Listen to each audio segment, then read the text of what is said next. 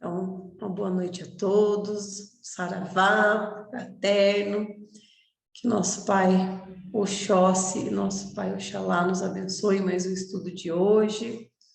E hoje nós iniciamos a parte dos orixás cósmicos, ou seja, os orixás negativos, dos polos negativos de cada linha.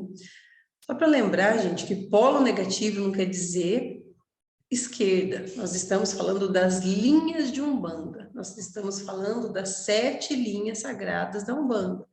E cada linha de Umbanda é uma vibração de Deus, é uma vibração original, é como se saísse uma energia original do Pai, né, que vibrasse em cada uma dessas virtudes. As nossas linhas de Umbanda, na verdade, são qualidades de Deus, né, que se manifestam e a gente dá um nome de orixá. Mas orixá não é pessoa, não é espírito, não é entidade.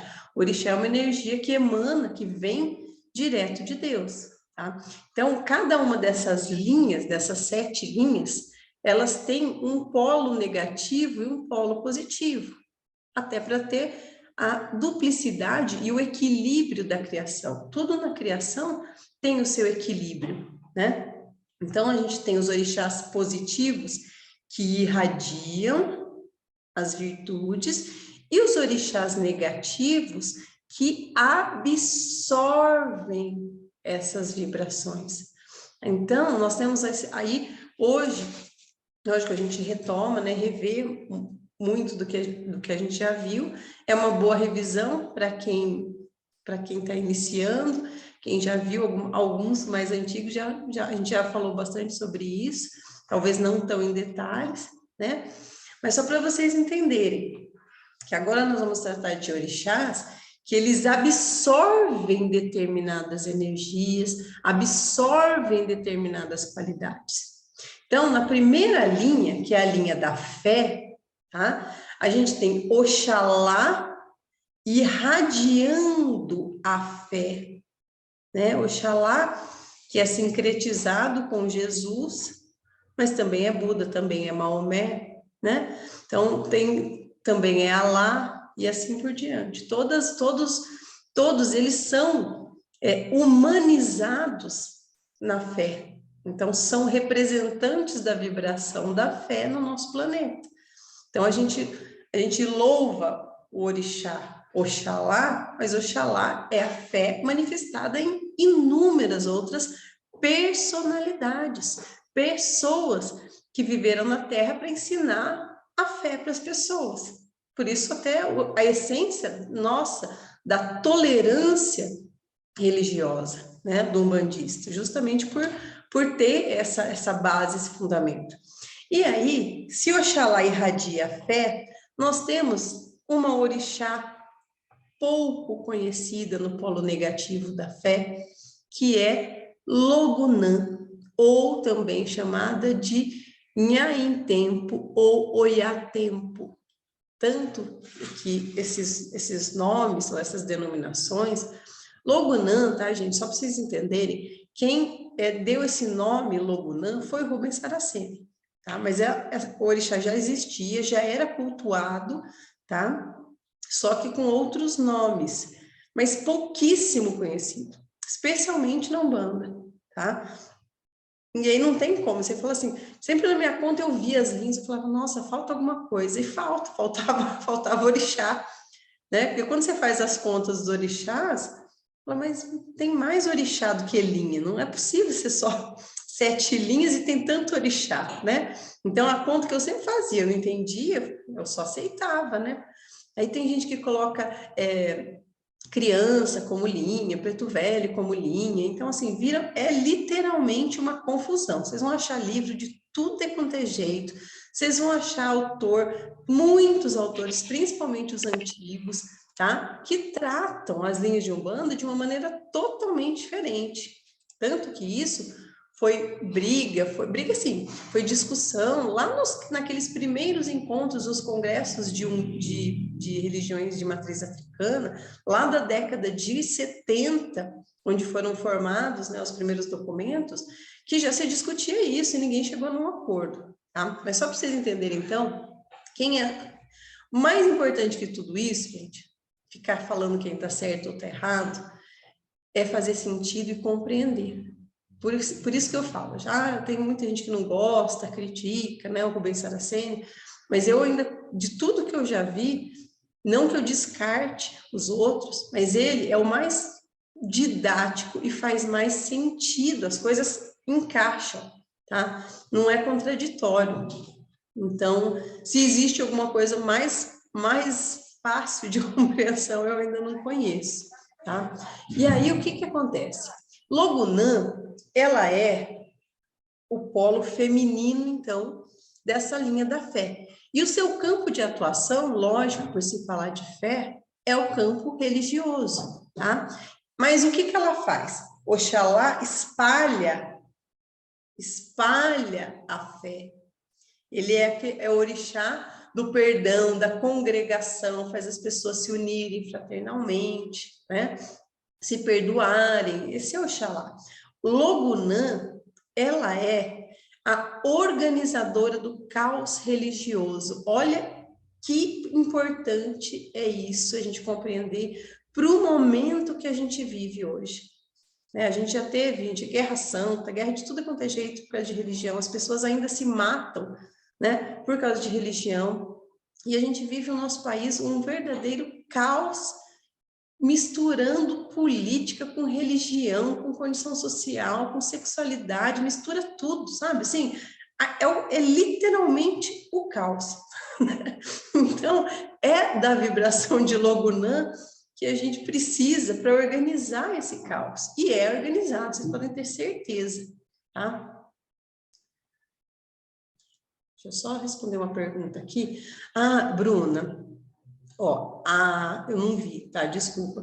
Os livros dele são o seguinte: muitos dos livros do Rubens Saraceni são escritos pelo pai Benedito de Aruanda, que é o mentor dele.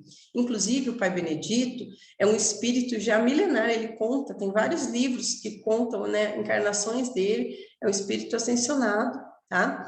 Então, a maioria, não todos, dos livros são psicografados e o autor, quem vem dar esse conhecimento, é o pai Benedito de Aruanda. E alguns vêm com permissão, inclusive expressa ali dizendo, de uma entidade de Ogum, tá? Que provavelmente é o mentor, é o regente do Rubens Saraceni. Então, todos os livros dele têm identificado aí, se não tem na contracapa, tá? Tem falando quem é o mentor espiritual que autorizou a vinda daquela informação por intermédio do livro, tá? Então, todas essas histórias, são histórias de vários espíritos, mas todas elas contadas pelo pai Benedito. E são espíritos, na maioria dos casos, vinculados ou conhecidos ao pai Benedito e ao Rubens Saraceni, né? De outras vidas, tá? Então, voltando lá para a Logunã, se tiver mais alguma dúvida ainda, você pergunta depois, tá, Bruna? Voltando então para a Logunã, ela é a orixá do tempo. E olha como faz sentido, gente. O Oxalá é o espaço e Logunã é o tempo. Por que a fé é a primeira linha de Umbanda e é a linha básica? Ah, porque a fé é mais importante que o amor, que o conhecimento, que a justiça? A fé é base. Qual que é a base de tudo? O eixo cartesiano do tempo e do espaço, é a base da criação. A gente aprende isso na escola, entende? Ah, mas a fé não é acreditar. Eu já tratei disso quando eu falei de Oxalá. Fé não é crer. Crer é crer, é acreditar em alguma coisa.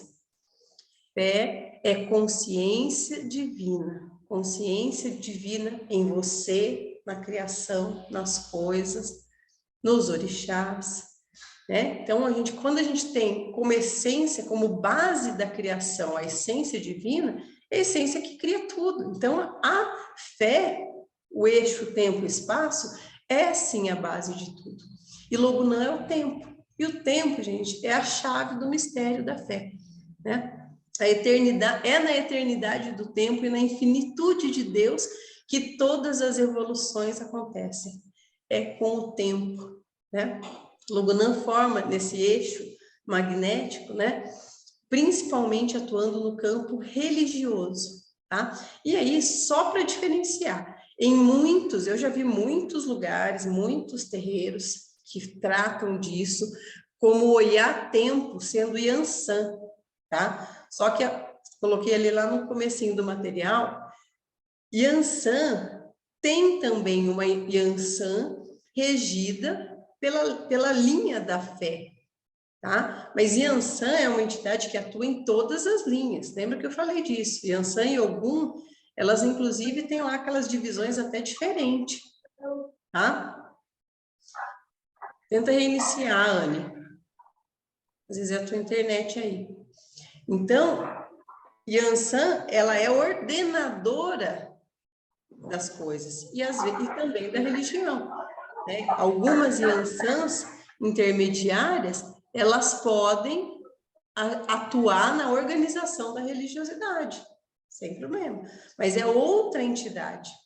Agora, Logunã não. Logunã é uma entidade da fé, exclusiva ali dessa linha. Assim como Oxum é uma entidade do amor, tem os seus entrecruzamentos, etc, etc. Tá? Logunã é o tempo cósmico onde são regidos todos os espíritos que atentam contra os princípios divinos e sustentam a religiosidade dos seres. Então, gente, ela é uma mãe divina, assim como as outras mães divinas, como Oxum, como Yansan, como Iemanjá, né? Mas ela é uma mãe rigorosa. Por quê? Porque todos os orixás que nós vamos estudar agora, os orixás cósmicos, ou seja, os orixás negativos, eles são mais rigorosos que os outros. Por quê? Porque eles são ruins? Não, eles são rigorosos, porque eles servem para isso. Entende? A atuação deles é para isso, é para corrigir. E você não corrige, a maioria das vezes, você não corrige com calma, você não corrige com docilidade, você corrige com firmeza. Então, todas as mães cósmicas são mães firmes, são mães rigorosas, com o seu tipo de amor. Eu falo que é um tipo de amor diferente, né? É um amor divino, mas é um amor divino que a gente sente, às vezes, nossa, né? Então, essa mãe rigorosa, o que ela faz? Ela esgota todos aqueles, ele chama aqui de lobo sanguinário que se oculta em pele de cordeiro. Quem que são esses? São os aproveitadores da fé.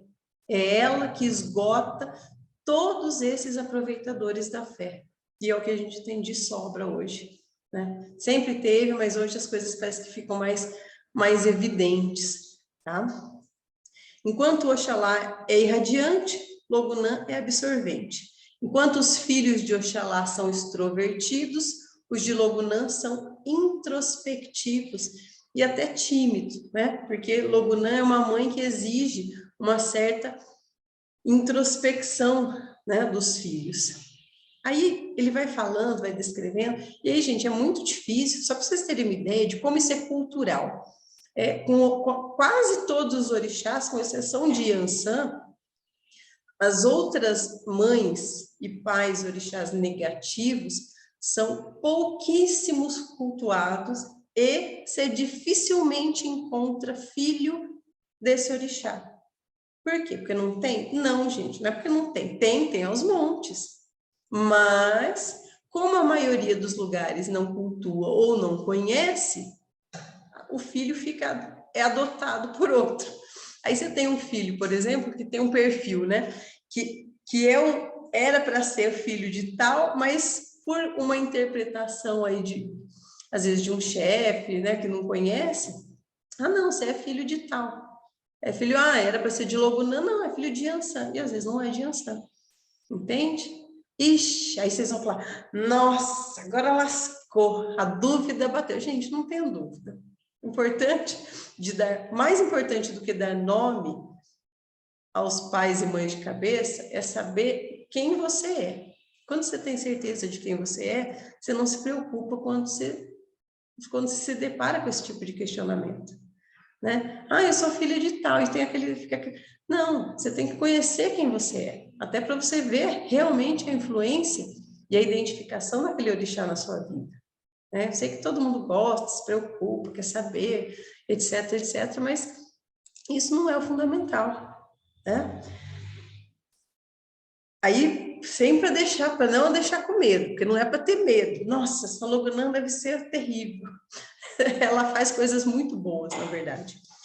Seus atributos negativos são sombrios. Parece ser uma coisa ruim, né? Por isso que ele se... Mas tem as qualidades positivas também, que são edificadoras, que são fundamentais para a nossa evolução.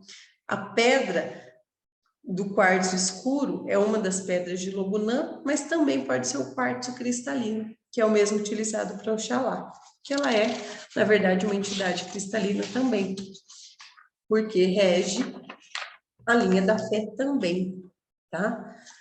Outra coisa também sobre Logunã, ela não gosta de ser oferendada dentro do templo.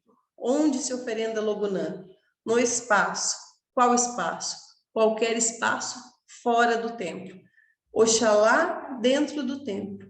Logunã sempre fora do templo. Por quê? Porque você se oferenda Logunã no templo, né? Ao ar livre, né? Quais são as oferendas, as coisas que se fazem para Logunã?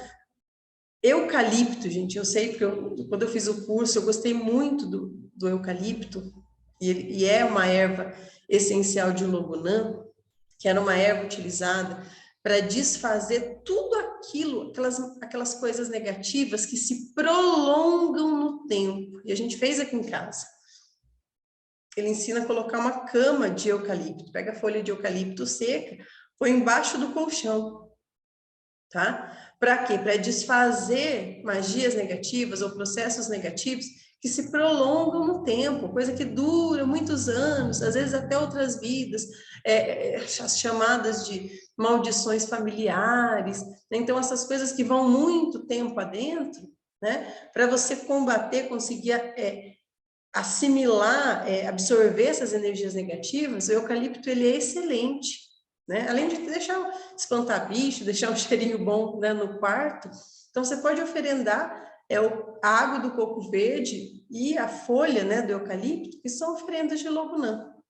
Mas você não precisa oferendar Logunã sem entender o que ela faz.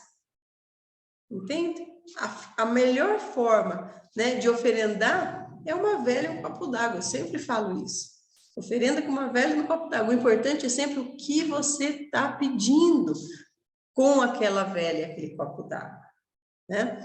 Então, aí vem as observações de Rubens Saraceni, e é muito inteligente que ele fala o seguinte: a religiosidade é a vivência equilibrada da fé. O ser humano, ele é religioso por natureza. E quando ele está em perfeita sintonia com a fé, ou seja, ele crê, tem certeza de que é filho de Deus, ele supera todas as dificuldades do seu caminho. Na ausência de uma religião, ele tende a se sentir vazio, desmotivado, fragilizado, né? E o que é essa religiosidade? Religiosidade é o campo de Logunã. Oxalá é a fé. Logunã é a religiosidade, que são coisas diferentes. Você pode ter uma pessoa que vibra intensamente a fé, ou seja, é plenamente consciente da sua natureza divina, mas não é uma pessoa religiosa. E qual é o problema disso? Nenhum. Se você conseguir viver de acordo com essa consciência divina, seria perfeito. Mas nós não somos, né, gente? Ai, Jesus, a gente está longe, longe dessa consciência divina na nossa vida. É muito teórica e pouco vibracional. A gente sabe, muito entende, mas viver isso, né, vibrar isso dentro de si é muito difícil. E a gente precisa das religiões, né? Por muito tempo eu combati, lutei, né, com as religiões e achava assim muito fanatismo, muita coisa ruim, e até cheguei a pensar que religião não era bom mesmo. Mas Por isso que eu gostava do kardecismo, porque eu nunca vi o kardecismo como religião. O kardecismo, para mim, era uma filosofia, era uma doutrina, era uma coisa que me falava do mundo espiritual sem ter aquele peso de religiosidade. Tá? E outra, não tinha nada, não tinha, teoricamente, né? Não tem rito, não tem vela, não tem senta e levanta, não tem padre, né? Não tem nada. Eu achava aquilo excelente. Mas é uma religião. E tem os seus ritos, tem os seus desvios, como todas elas. Tá? Mas qual que é a importância da religiosidade? A religiosidade, ela é na prática, gente, aquilo que nos ordena a vida, que nos faz ficar no caminho. E aí, por que existe tanta diversidade?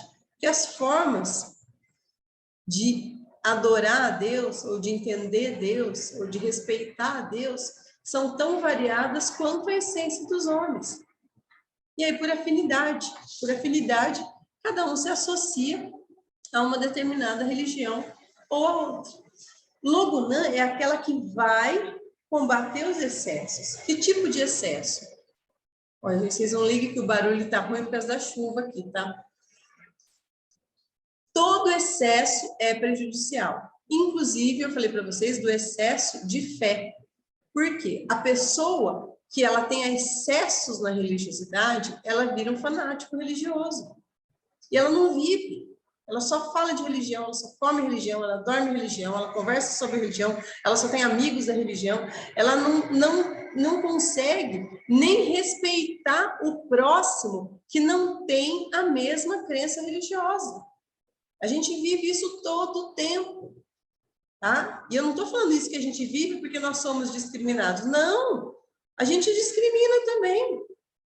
Eu tenho certeza, gente. Eu não estou falando não estou falando de vocês acusando o dedão, não, tá? Eu já fiz muito isso, de ridicularizar evangélico. Nossa, nossa, não sabe nem o que tá. Quando eu era kardecista, gente, não é que eu achava, eu tinha certeza que era melhor que os outros. Porque para mim era a melhor doutrina que existia, a melhor coisa do universo, a coisa mais sensata, a coisa mais científica. Então eu tinha certeza. Eu não falava, mas eu agia, entende? E isso é um fanatismo, esses excessos. Você não ter aquela tolerância, compreensão, não enxergar o divino no outro. Logunã vem para absorver esses excessos. Outra, Logunã vem para tratar e trabalhar os mercenários da fé, que é uma coisa extremamente grave. Aqueles que se utilizam da fé para se beneficiar financeiramente, moralmente, emocionalmente, sexualmente. Nós temos inúmeros casos de abuso sexual cometidos dentro de ambiente religioso, seja na igreja católica, na igreja evangélica, nos terreiros de Umbanda e Candomblé também, todos os lugares tem isso. Então, esses mercenários da fé, todos eles são amparados por Logunã. E o amparado de Logunã não é dar colo, não, meu amigo. O amparado de Logunã é o seguinte: vem cá que eu vou corrigir o teu excesso. Você vai aprender para que serve a fé e para que serve a religiosidade. E com certeza, Logunã vem, esgota aquela deturpação da religião, tá? E transforma isso, mas isso, gente, é assim, cada um na sua etapa, não é um castigo, entende? É uma necessidade. Quantos e quantos vão colocar aí padres, pastores, pais de santo, né, que não desencaminham os seus filhos, que não levam os filhos a doar tudo que tem. Nas igrejas evangélicas, isso é mais evidente, porque tem muitos desvios de natureza econômica. Mas e o catolicismo? Que vilipendiou e saqueou a humanidade inteira por milênios.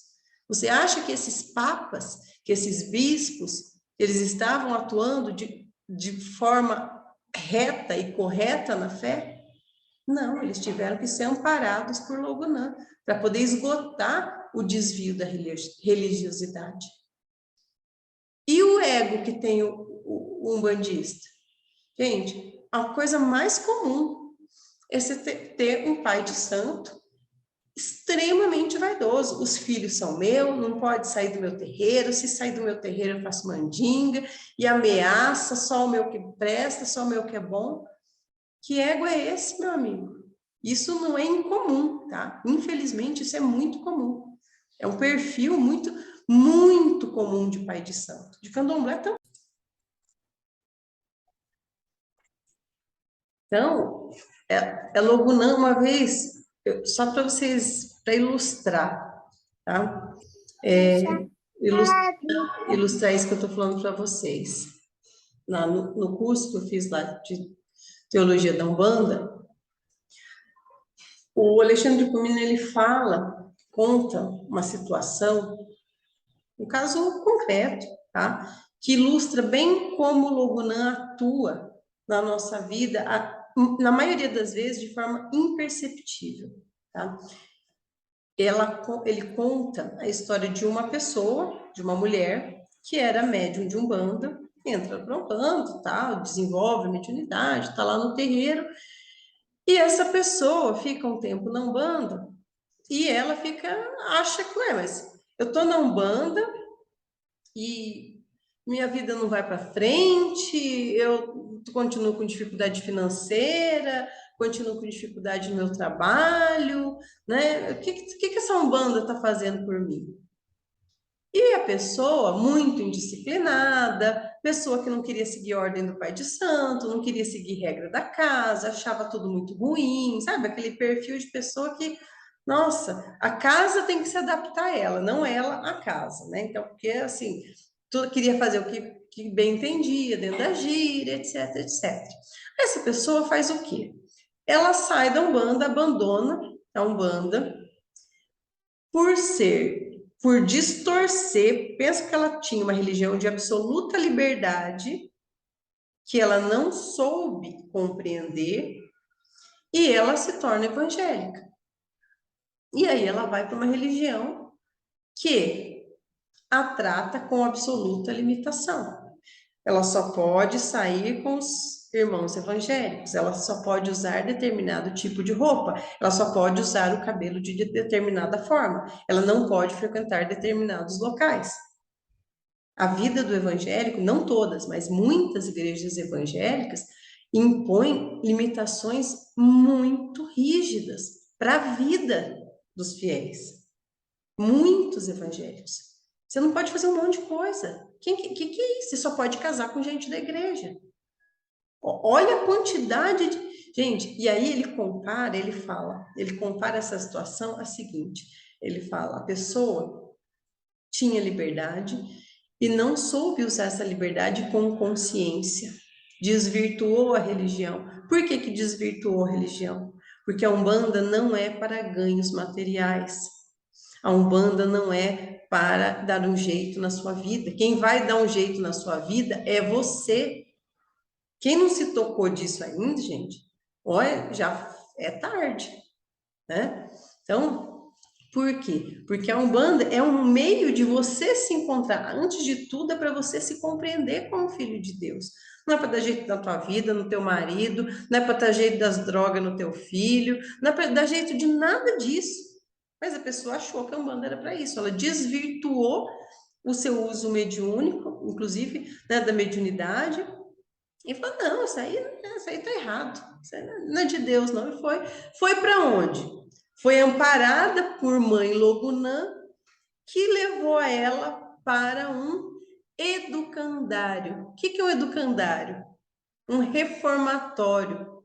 É onde se corrigem os infratores. A gente usa muito esse termo para falar de menor infrator. Menor infrator, ele não vai para a cadeia, mas ele vai para um reformatório, que não é cadeia, mas te coloca um monte de limitação para te educar. E não todas, tá? Mas em muitos casos, a religião evangélica age como um educandário, um reformatório para aquele espírito que não soube ou não sabe aproveitar a liberdade religiosa. E isso não é ruim. Não é porque a religião evangélica é ruim, ela é necessária. Muitas pessoas, gente, elas só conseguem, tá? ter uma educação efetiva na vida se ela viver à base de ameaça e de medo. Isso funciona para muita gente. Então, isso não é ruim, mas é uma forma de Mãe Logunã tirar e corrigir os excessos das pessoas, das religiões. Inclusive, ele conta toda essa história, ele fala, e da humanidade, ai da nossa sociedade, se não fossem as igrejas evangélicas. Porque pelo medo, pela ameaça, eles conseguem, mas conseguem educar muita gente. Quantas histórias de pessoas que vocês não conhecem que eram usuários de droga, de álcool, ex-presidiários, que vão para a igreja evangélica e dão jeito na vida. Isso é ruim? Não, isso é excelente. É melhor estar lá numa prisão religiosa do que usando droga, roubando, matando por aí. Pensem nisso. É excelente. Elas cumprem, elas têm esse papel.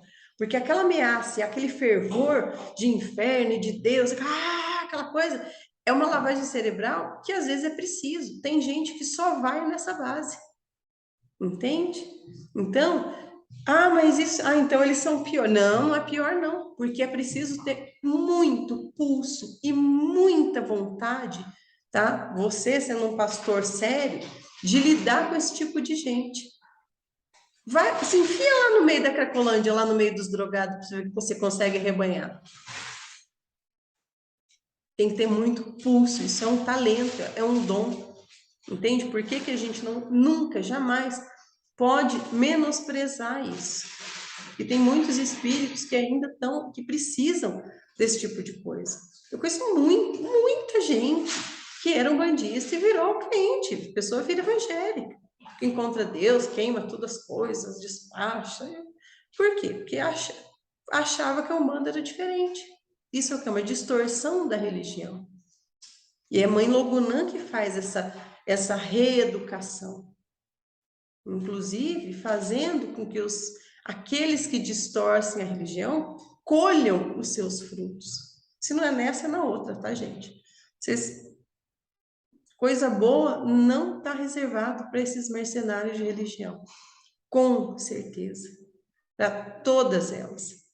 Todas elas vão ser educadas, todas as pessoas são educadas, se não em vida, depois do lado de lá. Algumas um pouco mais, outras um pouco menos. Então, todos esses excessos da fé, esses fanatismos, né, que Mãe Logunã corrige, ela corrige com amor divino. Né? Tudo isso é feito de uma forma para encaminhar, para corrigir. Né? A gente fica meio, quando a gente entra, ainda mais a gente entra na Umbanda, a gente fica doidinho, né? A gente fica meio fanático também, mas não é um fanático ruim, distorcido, é um fanático empolgado. Eu vejo na cara das pessoas, tem gente que entra, nossa, eu falo, vixe, está empolgadão. Vamos ver. Porque a minha preocupação não é quando a pessoa entra, nossa, vou fazer tudo, vou limpar esse terreiro, vou dar um jeito nessa tenda. Nossa senhora, gente, vocês não têm ideia. Quantidade de gente que passa na tenda, que vem com essa. Aí eu falo, vamos esperar uns 6 meses, vamos ver até onde vai? Ai, meu amigo, mas dito e feito. Aí o que que acontece? Aqueles que realmente estão preparados ou estão em sintonia com a Umbanda, de verdade, eles vão se equilibrando. Então a empolgação vira constância. Ó, constância. Você não precisa fazer muito, mas você precisa fazer sempre. O que é isso? Você tem que fazer sempre o seu banho de erva, sempre a vela para o seu anjo da guarda. Você tem que ser pontual na gira, você tem que se comportar na gira. Quando? Sempre. Parece pouco, né? Você fala, nossa, mas é só isso. É só isso que você tem que fazer. Não ficar conversando, ficar com a cabeça concentrada durante a gira. Tudo isso que é tão pouco, mas é sempre. Então, passa a empolgação e vai para aquela coisa que é bonita, que é a maturidade dentro da religião. Né? E alguns passam empolgação e falam, enjoei, quero mais isso não é para mim. Muitos acontecem isso. Né? Então, isso para a gente, inclusive isso eu não estou criticando ninguém não, tá?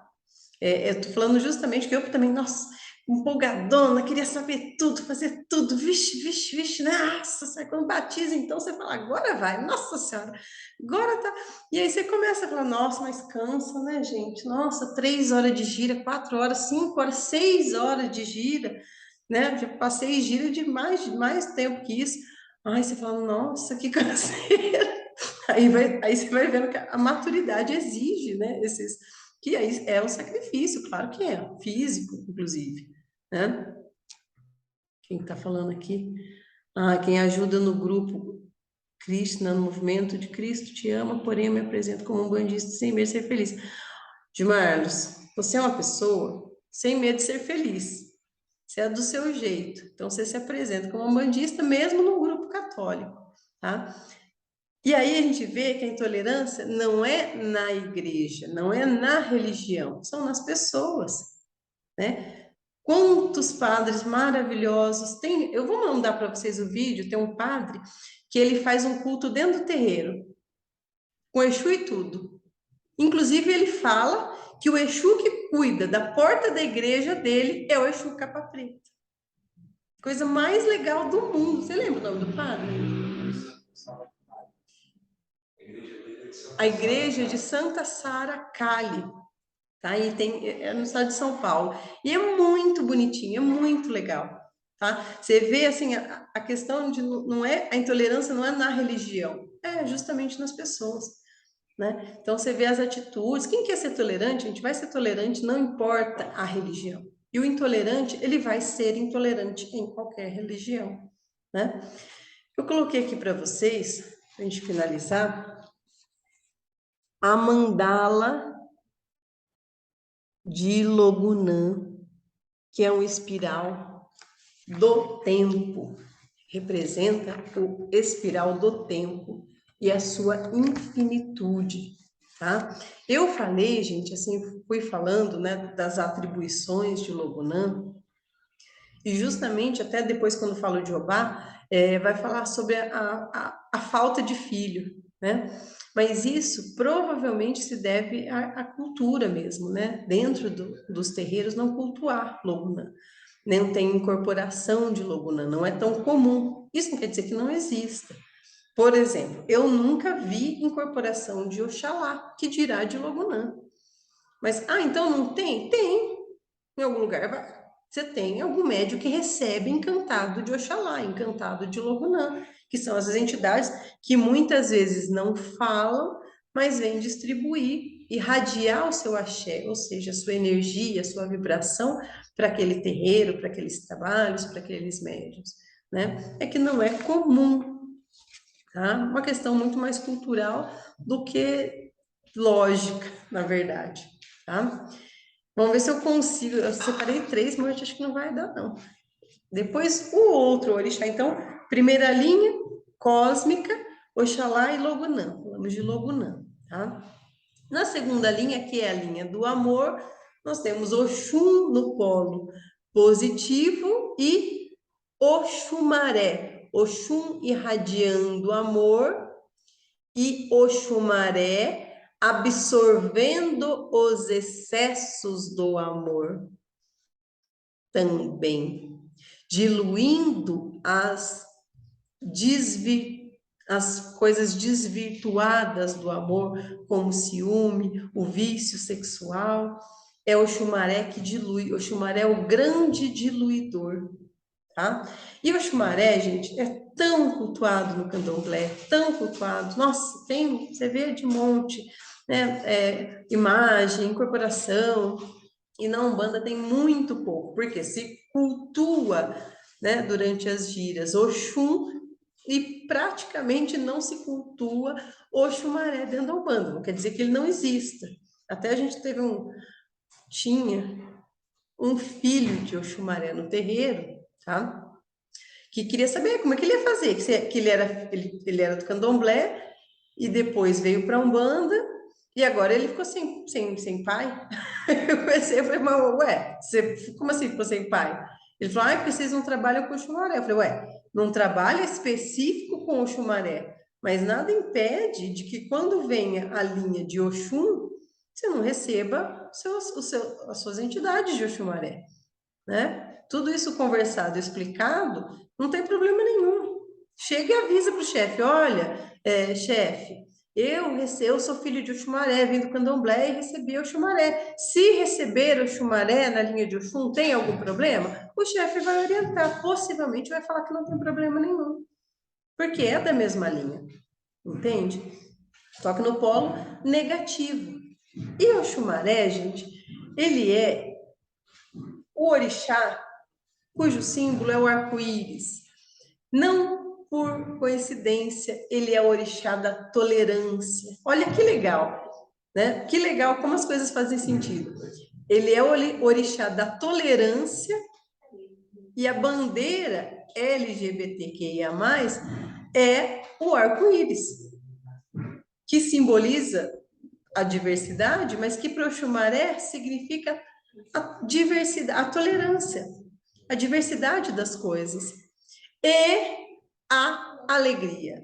Oxumaré é o orixá do bom humor, ele é o regente. Se Oxum rege o amor, Oxumaré rege o bom humor. Por isso que Oxumaré é o regente da linha das crianças, junto com Oxum, né? Então, a linha de crianças é regida por Oxumaré, com o Oxum também.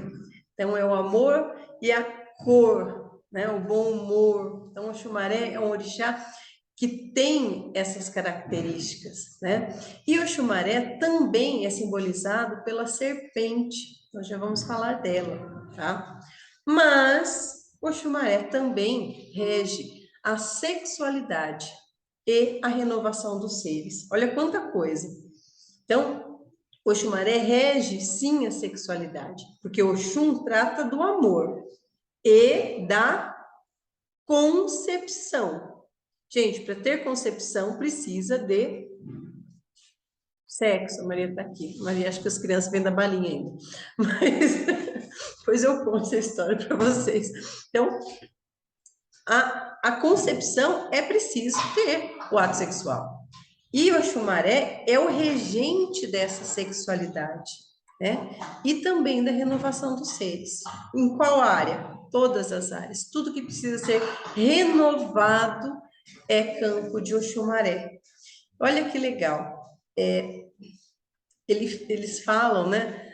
Das lendas, tem muitas lendas dos orixás, né? Mas a renovação de Oxumaré, o Rubens Saraceni fala muito específico da renovação da religião. Por quê? Porque ele fala da necessidade de renovar os orixás. E a Umbanda seria a religião que veio para renovar os orixás. Isso é muito bacana, tá? Qual que é a associação de Oxumaré com a serpente? Vou ler aqui, tá? A sua identificação com Dan, que é a serpente do arco-íris, não é por acaso, pois o Oxumaré irradia 7 cores, as cores do arco-íris, as quais caracterizam as 7 radiações divinas que dão origem às 7 linhas da Umbanda, né? E ele atua nessas 7 linhas como um elemento renovador. Então, na fé, ele renova a religiosidade dos seres. Na concepção, ele renova o amor na vida dos seres. Na linha do conhecimento, renova conceitos, teorias, fundamentos. Na linha da justiça, renova os nossos juízos. Na linha da lei, renova a forma como as coisas se ordenam no tempo. E na evolução, ela renova as doutrinas religiosas, aperfeiçoando o saber e acelerando a evolução dos seres, tá? Então, essa serpente divina não é uma serpente traiçoeira, não é uma cobra venenosa, não tem toda aquela associação, que essa associação da serpente com o mal também é recente. Quando eu digo recente, é dessa era nossa conhecida para cá, tá? Por quê? Porque em outras eras da humanidade, a serpente já foi o símbolo máximo da religião, em eras passadas. Quando eu digo passadas, é antes do dilúvio, tá? Tem quem já leu algumas obras do Rubens Saraceni, ele menciona várias vezes essas outras eras, tá? Então, o que a gente tem hoje é uma associação da serpente com o mal, mas isso é muito do catolicismo, do que do símbolo serpente em si, né? A serpente, ela é um símbolo do conhecimento e não da maldade, da traição, né, do veneno, e etc, etc, tá? Olha que legal que ele faz a associação. Se alguém não está evoluindo em uma religião ou numa doutrina, tá? O que que acontece? Oxum, que trabalha a afinidade e a irradiação do amor, ela faz o quê? Ela começa a apagar a sua atração daquele ser por aquela religião, e Oxumaré começa a atrair para sua renovação aquele ser, para que ele possa perder o amor por uma religião e começar outra. Isso é bom? É, às vezes é bom. Porque se alguém está estagnado em uma religião, não está evoluindo, não está indo para frente, ele precisa renovar, ele precisa de outros caminhos. Isso não é feio, não é ruim. É ruim quando você não tem firmeza em lugar nenhum, pula de galho em galho, não se encontra em lugar nenhum, né? Mas a renovação da religião é parte da evolução dos seres. Eu tenho certeza que a maioria de vocês já teve duas religiões, né? A maioria. Ninguém aqui nasceu um bandista, gente. Pouquíssimos, são raros, né? E aí, ó, eu fui criada no catolicismo até meus 11, até quando meus pais mandavam mais na minha cabeça, 10, 11 anos. Eles também, eles eram bem católicos, assim, mas depois de um tempo também foram, né, foi dando uma... Ó lá o amor de Oxum, sabe quando vai dando uma murchada no amor pela religião? E aí eu conheci o kardecismo, e aí a renovação, plim, de Oxumaré veio. O amor de Oxum veio. Me encantei. Amei. Fui, li tudo. Li, sei lá, centenas de livros. Centenas. Tá? Amei, amei, amei. Depois, o que que aconteceu? Eu senti que no kardecismo eu fui estagnando. Sabe quando você sente que você está estagnando? Eu me senti paralisada. Eu falei, gente, eu não tô indo para frente. E aí eu fui me desencantando. Ó, o amor diminuindo para o Oxumaré vir e renovar. Só que não é assim tão bonito e romântico, tá, gente? Eu fui perdendo o amor, me afastei da religião, me afastei do kardecismo e fiquei sem religião nenhuma, fiquei no zero.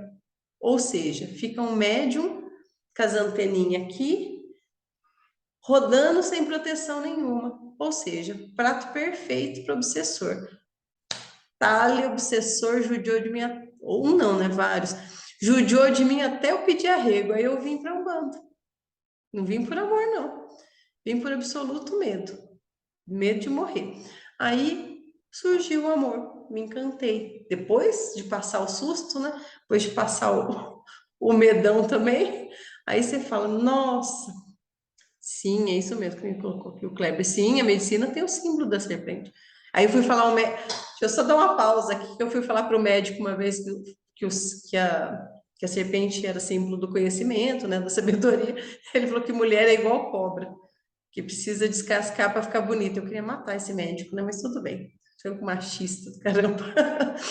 E aí, então você tem esses amores e esses desamores que são perfeitos para nossa vida, gente. É perfeito, é bom. Então, quando você ama, aí quando você começa, ó, o amor de Oxum diminui por determinada religião, você renova. Sim. Gente, e testemunha, e eu tô falando, essas, olha lá, Marli e Daniel estavam querendo testemunha de Jeová, que tem muitas limitações, muitas. Mas só para deixar bem claro que eu não estou falando mal dessas limitações, gente, porque o fervor religioso que essas religiões levam são impressionantes. Queria eu ter metade do fervor que o evangélico tem. É fervoroso o negócio aí. E não é ruim, mas não serve para todos. É simples assim, né? Então aí por isso que a gente vai buscando os nossos amores na religião, né? E isso acontece, gente, com tudo. Isso acontece com estudo, isso acontece com os relacionamentos, com as amizades, né? Oxum enfraquece o amor para a renovação vir. Então, Oxumaré é o renovador por excelência, né? Os dois trabalham dessa maneira íntima, tá? Oxum é o amor em todos os sentidos, e Oxumaré é a renovação do amor na vida dos seres. E aonde o amor cedeu lugar à paixão, ou foi substituído por ciúme, então cessa a irradiação de Oxum e inicia a de Oxumaré. Por quê? Porque o Oxumaré, ele dilui os excessos do amor, que assim como os excessos da fé também são extremamente prejudiciais. O ciúme, a paixão, a possessão, tá? Eles são sentimentos que desvirtuam o amor. A sexualidade viciada, a promiscuidade, entende? Tudo isso é campo de atuação de Oxumaré, que é um orixá cósmico, é um orixá negativo, é um orixá corretor, tá? Então, ele corrige todos esses excessos, tá? Deixa eu só... daí ele explica também uma outra coisa interessante. No ritual de Umbanda, Oxumaré rege o mistério arco-íris. E aí tem toda uma hierarquia positiva de caboclos arco-íris.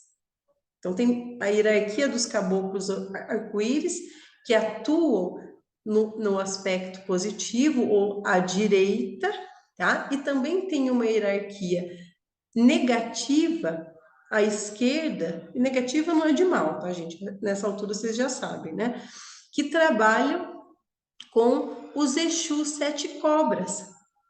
São todos os Exus sete cobras são Exus de Oxumaré. A cobra é símbolo de Oxumaré. Muitos cobra coral também são de Oxumaré. Tudo que se relaciona à cobra, você tem a interferência, você tem a ligação da linha com o Oxumaré.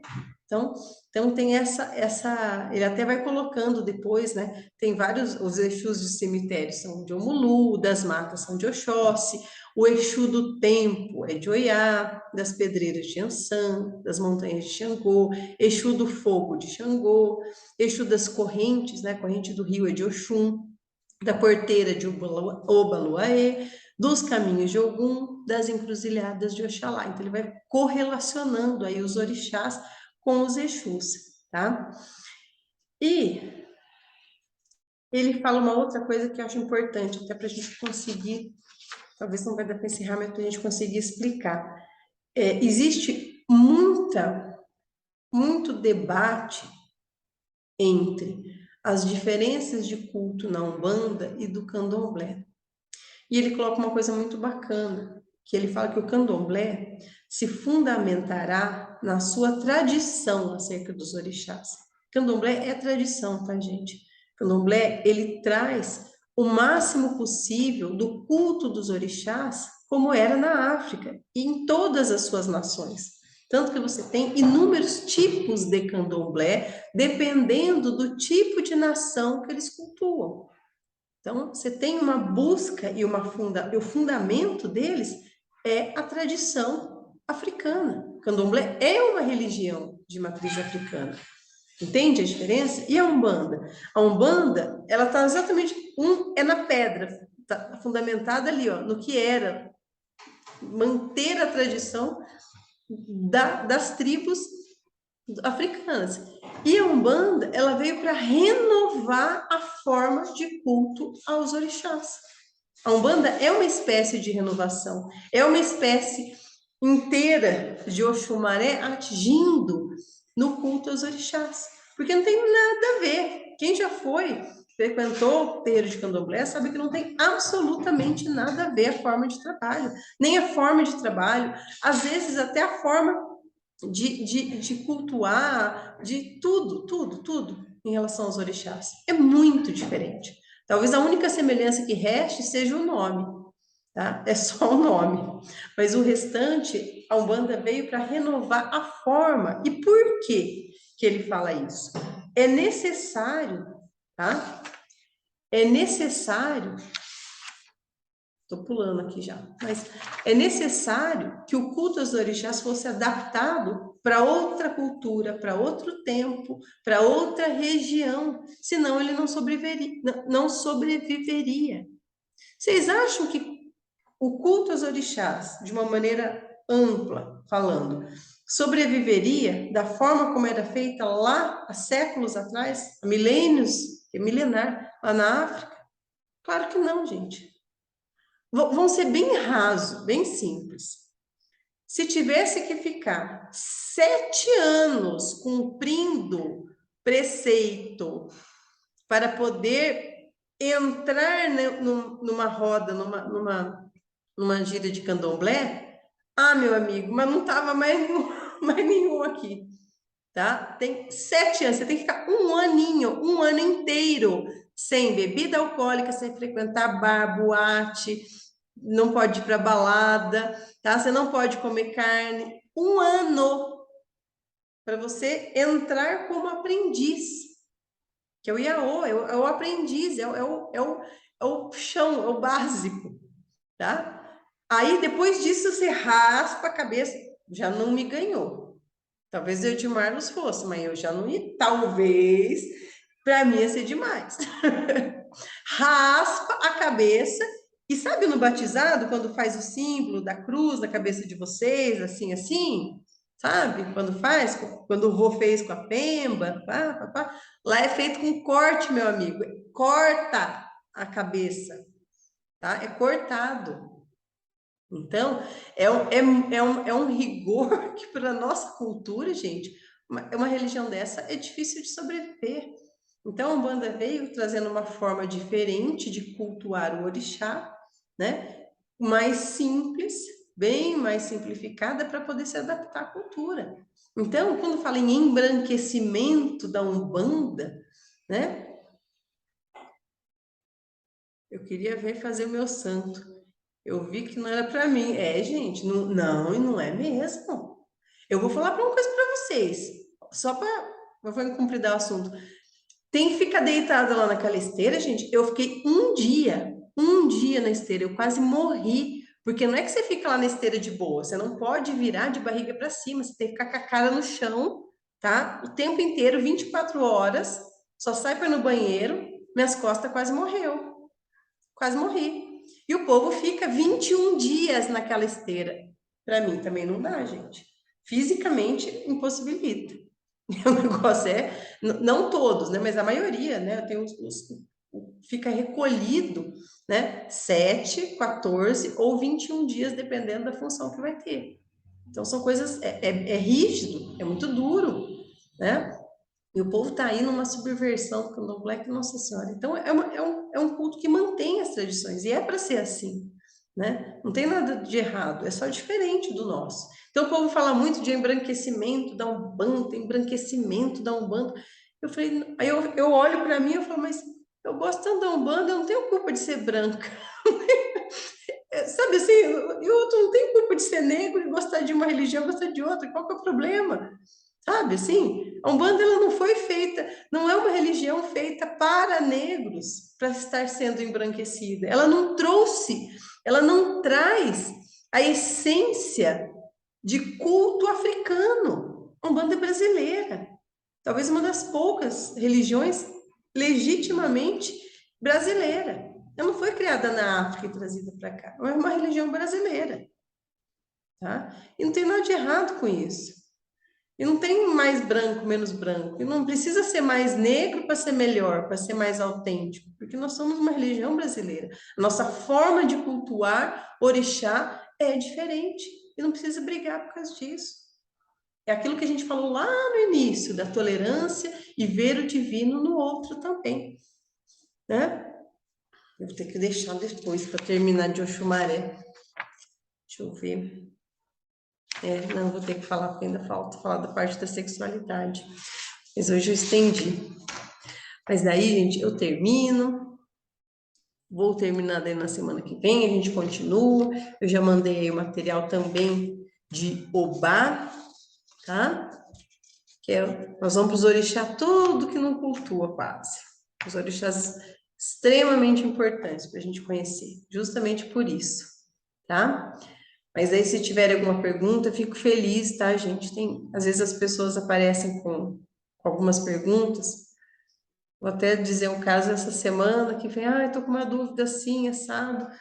Então, são dúvidas que mostram muita maturidade, cuidado do médium. Não se incomodem, o José coitado tá com aula até as tampas aqui, tá, gente? Então, às vezes ele não responde mesmo. Graças a Deus ele pegou um monte de aula, ele não vive disso. A gente não paga salário para ele, então ele tem que ter o ganha-pão dele, né? Então ele não está à disposição dos filhos de santo o tempo inteiro. Então, numa emergência ou outra, a gente socorre, ou ele ou eu, a gente socorre, que às vezes, né, cai o raio aí na casa de alguém, a gente tem que dar uma socorrida, tá? Mas eu fico feliz de ver algumas dúvidas, porque são dúvidas que mostram maturidade do médium, respeito, eu fico feliz de verdade, tá? Continuem firmes, já vão preparando aí a barriga para o setembro, que as festinhas de Cosme já tá chegando, já vão preparando os cabelos, porque vai voltar tudo cheio de doce, viu? Aí a gente vai até sábado, se Deus quiser, tudo na normalidade, tudo na tranquilidade, tá bom? Uma boa noite para todos, bom descanso, bom jantar, que no